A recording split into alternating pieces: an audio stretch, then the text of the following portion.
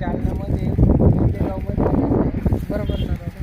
तर दादा तुमचं नाव गाव सांगा. मी अमोल अण्णा वाघ, राहणार गोंदेगाव, तालुका जिल्हा जालना. सरना घोरपडी सर आहे. अन्नाच पॉईंट दाखवलं आहे.